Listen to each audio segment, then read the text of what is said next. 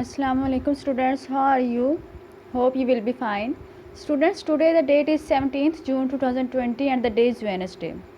In today's lecture, we will solve the book exercise page number 54 of Unit 5 Daffodils. And in this exercise, we will discuss the figures of speech. What are figures of speech? Figures of speech is such a figurative language through which we add color to our text. We add beauty to our writing. We intensify the beauty of our text. Figure of speech एक ऐसी इस्ताराती ज़ुबान है जिसके ज़रिए हम अपनी लिखाई में, हम अपनी राइटिंग में रंग भरते हैं, उसमें हुस्न पैदा करते हैं. क्लियर? डेफिनेशन मैंने पहले आपकी फैसिलिटी के लिए राइट कर दी है. And in English language there are different figures of speech, but in our book there are only figures of speech such as simile, metaphor, personification and imagery, and we will discuss them one by one. So let us start with simile. What is simile? Simile means तशबीह. तशबीह से क्या मुराद है? किसी चीज़ से मुशाबा होना, मुआजना करना. सिमिले, the very word suggest similar. इससे ही सिमिले ही से लफ्ज़ निकल रहा है सिमिलर. ठीक है, इस लफ्ज़ से मुराद है सिमिलर मीन्स कि किसी एक चीज़ का दूसरी चीज़ के साथ मुशाबा होना. और इसकी डेफिनेशन, सिंपल डेफिनेशन है, simile is a figure of speech in which we combine two different ideas, thoughts by using the word like or as. Simile is a figure of speech in which like or as is used to make a comparison between two ideas that are basically dissimilar. Dissimilar means एक दूसरे से मुख्तलिफ होना. Simile एक ऐसा figure of speech है जिसमें हम बुनियादी तौर पर दो मुख्तलिफ ख़यालात को आपस में मिला देते हैं. कौन सा लफ्ज़ इस्तेमाल करके? लाइक और एज़ का. कौन सा लफ्ज़? लाइक और एज़ का. एक ऐसे फिगर ऑफ स्पीच है जिसमें हम दो मुख्तलिफ ख़यालात को, दो मुख्तलिफ आइडियाज़ को आपस में कंबाइन करते हैं, मिला देते हैं, लाइक और एज़ का वर्ड यूज़ करते हैं. एग्जाम्पल में आप देख सकते हैं, her eyes twinkled like stars. Twinkle means चमकना, झिलमिलाना. स्टार्स तारों की तरह. सितारों की तरह मीन्स कि उसकी आंखें सितारों की तरह चमकती हैं, झिलमिलाती है. अब आइज़ जो हैं, eyes can not twinkle, but here he similise the eyes with the stars. Here the writer, the poet similise the eyes with the stars. वो कह रहा है कि सितारों की तरह चमकती हैं, झिलमिलाती हैं. This is the simile.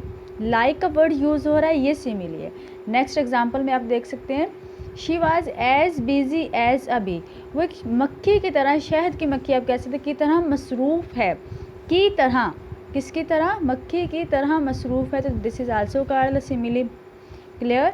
Simile समझ में आ गई. Simile is a figure of speech in which we combine two basically different ideas और thoughts by using the word like और एज. क्लियर? अब नेक्स्ट है हमारे पास मेटाफोर. क्या चीज़ है? मेटाफोर. मेटाफोर से क्या मुराद है? इस्तारा. Metaphor is a figure of speech in which we combine two basically different ideas or things without using the word like or as. Like or as. अब देखिए यहाँ पर एक कन्फ्यूजन पैदा हो रही है सिमिली एंड मेटाफोर में. वो कन्फ्यूजन भी मैं आपकी दूर कर देती हूँ. पहले से थोड़ा सा मेटाफोर को एक्सप्लेन कर लेते हैं हम कि मेटाफोर में हम क्या करते हैं कि बेसिकली दो मुख्तलिफ ख्यालात को, दो मुख्तलिफ चीज़ों को आपस में मिलाते हैं, लेकिन लाइक का लफ्ज़ इस्तेमाल किए बगैर. सिमिली में हमने क्या किया? लाइक और एज़ का लफ्ज़ इस्तेमाल किया. यहाँ पर हमने लाइक और एज़ के लफ्ज़ को इस्तेमाल नहीं करना, बल्कि डायरेक्टली एक चीज़ को बढ़ाकर दूसरी चीज़ में कन्वर्ट कर देना. एग्ज़ाम्पल में आप देख सकते हैं, he proved line in the fight. अब ही से क्या मुराद है? लड़का, बॉय. और लाइन क्या है? शेर है, दरिंदा है, खूनखार दरिंदा है. तो जो लड़का है वो दरिंदा तो नहीं हो सकता, लेकिन उसने उसकी बहादुरी को इस तरह से एक्सप्लेन किया है कि वो लड़ाई में शेर साबित हुआ. वो ये मीन्स कि वो शेर की तरह लड़ा. This is the difference between the simile and the metaphor. Simile में हम क्या करते हैं? सिमिली में अगर हम इसी चीज़ को सिमिली में लेकर जाए, he fought like a lion, वो शेर की तरह लड़ा. और यहाँ पर देखें, he proved a lion in the fight. अब सिमिली में हम करते हैं की तरह, और यहाँ पर हमने एक चीज़ को डायरेक्ट बढ़ाकर दूसरी चीज़ में कन्वर्ट कर दिए. हिज हार्ट इज़ रेड, उसका दिल रेड है, सुर्ख है, रेड रोज़, सुर्ख गुलाब। अब जो दिल है वो रेड रोज़ तो नहीं हो सकता, लेकिन उसने उसको मेटाफोर उसने यूज़ करते उसने कहा है कि सुर्ख गुलाब है, उसका दिल क्या है, सुर्ख गुलाब है। क्लियर। अब सिमिली और मेटाफोर में डिफरेंस जो है इसको हम क्लियर कर लेते हैं पहले। Look, simile and metaphor example मैंने आपको पहले भी बताई थी, ही fought like a line. Simile में हम क्या करते हैं, लाइक और एज का वर्ड यूज़ करते हैं, और मेटाफोर में लाइक और एज का, यहाँ पर हम लाइक एज और लाइक का वर्ड यूज़ करते हैं और यहाँ पर यूज़ नहीं करते।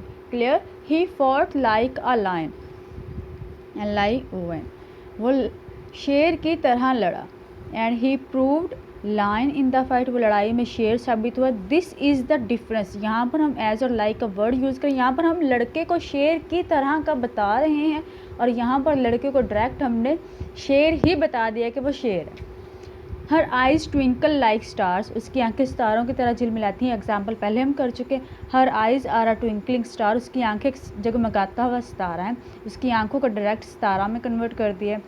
She is beautiful like a doll, वो गुड़िया की तरह खूबसूरत है, गुड़िया की तरह खूबसूरत है। और यहाँ पर देख के she is a beautiful doll, वो एक खूबसूरत गुड़िया है। डिफरेंस क्लियर हो गया आप लोगों का। This is the difference. अब नेक्स्ट है हमारे पास personification. What is personification? Personification is a figure of speech. Personification is a figure of speech. Yeah, in other words, you can say that figurative language. Personification is a figurative language in which we give the qualities of a person in non-living objects. क्या definition है इसकी कि personification means तजसीम, किसी बेजान चीज़ को जानदार चीज़ की खसूसियात दे देना। एक ऐसी फिगर ऑफ स्पीच है जिसमें हम किसी पर्सन की, किसी जानदार चीज़ की करैक्टरिस्टिक्स जो हैं, क्वालिटीज़ जो हैं, वो नॉन लिविंग ऑब्जेक्ट्स को दे देते हैं। क्लियर। एक ऐसी फिगर ऑफ स्पीच जिसमें लिविंग ऑब्जेक्ट्स की क्वालिटीज़ जो है वो नॉन लिविंग ऑब्जेक्ट्स को दे दी जाती हैं। एग्जाम्पल में आप दे सकते हैं, द फायर स्वेलड मीन्स निकलना, द होल फॉरेस्ट। अब निकलता कौन है, निकलना जानदार चीज़ों की खसूसियात है, एनिमल्स की हैं, ह्यूमंस की हैं, नॉट अ फायर, ना कि आग की हैं। लेकिन उसने यूज़ किया है राइटर ने, the fire swallowed the whole forest, आग ने पूरे जंगल को निकल लिया, मीन्स कि आग ने पूरे जंगल को अपनी लपेट में ले लिया। This is the personification.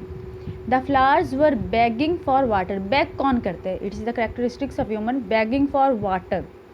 The moon smiled at the stars in the sky, smile कौन करते हैं, this is also the characteristic of living object, humans. The moon smiled at the stars in the sky.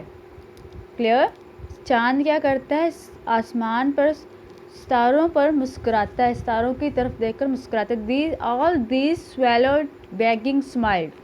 All these three qualities are the qualities of living objects, are the qualities of humans. But in these examples we have given these qualities to the non-living objects, to the fire, to the flowers and to the moon.